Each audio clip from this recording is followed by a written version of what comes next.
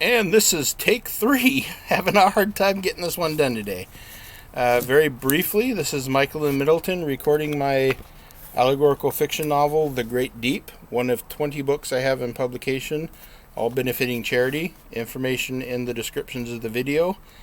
Follow the link to my YouTube channel to see the previous chapters and other content in this book in the Good Books playlist, and enjoy the rest of the channel while you're at it. I'm going to, as always, let you pause on the back cover to get a general overview if this is the first of these videos you run across, and then we'll proceed with Chapter 17. Chapter 17. William's 12th birthday finally arrived. It was nearly 9:30 when he awoke, his hair damp and beads of sweat glistening on his forehead. The sun was already high in a cloudless sky and shone hot through his window. It was a bead of sweat that woke him as it streamed down the side of his face. As his eyes opened, William reflexively shielded his face from the light and sat up. After a quick stretch and a glance at his alarm clock, he sprang out of bed, surprised that he had slept so late. A familiar scent lingered in the morning air. All right, he thought, strawberry muffins. The enticement of his grandma's famous strawberry muffins hastened the completion of his morning routine. He quickly got dressed for the day, making only a haphazard attempt at brushing his teeth. Conscious of it being his 12th birthday, however, William did linger in front of the mirror for several moments, attempting to discern how long it might be before he could start shaving. A slender line of thin dark hair across his upper lip convinced him that he would soon be a man. Maybe I'll grow sideburns, he thought. Yeah, that'd be cool. He spent several more moments studying his now officially preteen visage. Finally, the anxious, hollow feeling in William's stomach drew him away from the mirror. The scent of the freshly baked muffins had infested his nostrils again, and he was drawn inexorably towards its source. Upon entering the dining room, he spied a large basket on the table containing the cherished muffins. Leaning against the basket, a note read, "Happy birthday, William. Your granny loves you." A stack of plates lay next to the basket. William placed 4 or 5 muffins on the top plate and carried it into the kitchen. I'm going to need milk to go with these, he thought. Mary was seated at a regular spot by the window with the blue curtains. She was sipping a cup of coffee while paging through the latest issue of Reader's Digest. "Good morning, boy," she greeted him as he entered the room. "Come here and let your grandma give you a birthday hug." William set the plate of muffins on the counter next to the refrigerator as he replied, "Good morning, Grandma. Thanks for the muffins." He paced over and gave her a hug. "Oh, not so hard, boy," she groaned. "You'll break my back." William released his grip and walked back over to the counter. He pulled a glass from the cupboard and filled it with milk from the refrigerator. Turning his back to the counter, he rested his weight against it and began consuming the still warm muffins. Following a rather long sip of chilled milk, he asked, "Where's Mom and Dad at?" "Oh, they ran into town to pick up some ice," Mary answered. "They should be pulling in any time." "Ice?" William inquired. "Yep," Mary replied. "We're going on a picnic today." They ran into town to pick up a bag or 2 of ice for the cooler. Probably grab some drinks and stuff, too. "Where are we going?" William asked. "Oh, we're heading up to Slide Rock," Mary replied. William pressed, "Slide Rock? What's that?" She answered, "It's a state park up north, up near Flagstaff. There's a kind of a natural water slide of sorts there, a spot in the stream bed that's worn into a smooth channel you can slide down. It's pretty fun for you young folks. Better dig out some swim trunks." "Sounds cool," William said, finishing his last bite of muffin. He gulped down the last of his milk and concluded, "I'll pull them out after I get the eggs." "Oh, don't bother, boy," Mary interrupted him in mid-stride. "I collected them for you already. A fella shouldn't have to work on his birthday." "Wow, thanks, Grandma," William replied. A voice called out from the doorway leading into the dining room. "Hey there, sleepyhead. It's about time you crawled out of the tomb." Surprised and a bit confused by the voice, William spun around. His older sister stood there in the doorway. "Leslie," he erupted, "where did you come from?" "Hey, little worm," she quipped. "You didn't think I'd miss the big birthday, did you?" I've got a few days off. I pulled in late last night." "So," William began slyly, "what did you bring me?" "Yeah, I missed you too," she chuckled. Just about then the front door opened. Jacob and Teresa walked in.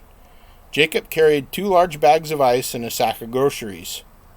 As he and Teresa entered the dining room on their way to the kitchen, Leslie turned to greet them. "Hi, Mom. Hi, Dad." "Good morning, sweetie," Teresa replied. "Is your brother up yet?" Glancing back over her shoulder at William, she replied, "Yeah, he's in here. The little worm hit me up for presents already." "Well, it is my birthday," he muttered. After setting the ice and groceries down, Jacob retrieved a large cooler from the utility room. Setting it on the kitchen counter, he emptied the 2 large bags of ice into the cooler and then placed the sodas they'd bought at the store in as well. He then placed the lid on top of the cooler and determined to stay out of the way until the ladies had prepared the rest of the food for the picnic. "Come on, boy," he adjusted. "Let's go shoot some pool where the women folk do their thing." While Jacob and William strode off towards the game room, Teresa, Leslie, and Mary prepared their lunches for the day. When everything was ready, Jacob was called back into the kitchen to carry the cooler out to the car. William carried a separate basket containing napkins, silverware, and the like. Fearing that a full-size birthday cake might not survive the trip to the park, Mary had made cupcakes instead. She carried these with her as she followed everyone else outside. "Mom and I can take all the food in my car," Leslie offered. "There's plenty of room in the back seat, and we can catch up on things that way." "Okay, honey," Jacob replied. "If you get there before we do, just hang out at the parking lot, and we'll pick out a good spot together." After loading the picnic supplies in the back seat of Leslie's car, Jacob, William, and Mary returned to the other car and took their seats. As Jacob slid behind the steering wheel, he turned to William and said, "We'll be there in about an hour." "Oh, nuts," William exclaimed. "I forgot swim trunks." He undid his seatbelt and had begun to open the car door when Jacob interrupted him. "Whoa there, boy. Your mom took care of that already. You got swim trunks and a towel in the trunk." Wiping the sweat from his forehead, Jacob concluded, "Good thing, too. It's going to be a hot one. Should be a great day for swimming. Roll that window down the rest of the way, why don't you?" William closed the door, fastened his seatbelt, and rolled his window down as far as it would go. After about an hour's drive north, they came to Slide Rock State Park.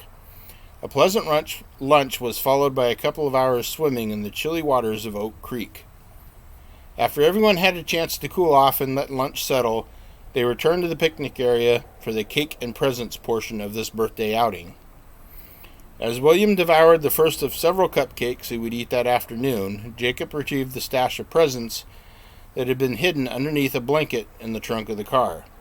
William's eyes grew wide and inquisitive as the brightly wrapped gifts were laid out across the neighboring picnic table. That one must be the BB gun, he thought, eyeing a package about 3 feet long and 8 inches or so wide. It was wrapped in paper displaying a variety of Old West scenery and seemed to William to be pretty close to the dimensions of the packaged BB gun he'd seen at the sporting goods store in the mall. Next to this package sat another about the size of a large lunchbox. Several other gifts of various sizes soon joined these two on the picnic table. As was his peculiar tradition, Jacob arranged the gifts in order of size, small to large. To William's chagrin, the one he assumed to be the BB gun was the last in line, thus the last he would get to open.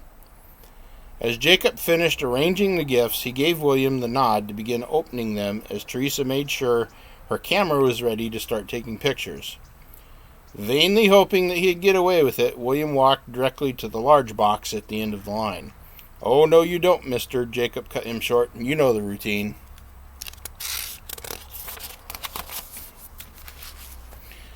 Nuts, William thought, pacing back to the other end of the table. He picked up a small rectangular box, testing its weight in his hand. A note scribbled on the outside read, "From Dad." Tearing it open, he discovered a neatly boxed 3-blade pocket knife. Holding it up for the camera, he said, "Cool, thanks, Dad." The next gift was a fancy leather wallet from his grandma with $10 inside. "All right, thanks, Grandma," he said as he stuffed the wallet into his pocket and moved on. The next gift, a model car, was also from his grandma. As he worked his way farther down the line of gifts, William unwrapped a fancy pair of sunglasses, a stack of comic books, a selection of dress, socks, and ties, several new shirts and pairs of pants, and a new tackle box containing a few new lures and other fishing supplies. Finally, he came to the last gift. Mary tellingly looked away as he glanced in her direction. However, confusion and disappointment quickly replaced glee as he tore the package open. Instead of the long-awaited BB gun, it was a new rod and reel set. Top of the line, his dad assured him. Jacob handed him a small square piece of paper as he stared down at the gift. Here, boy, stick this in your new wallet.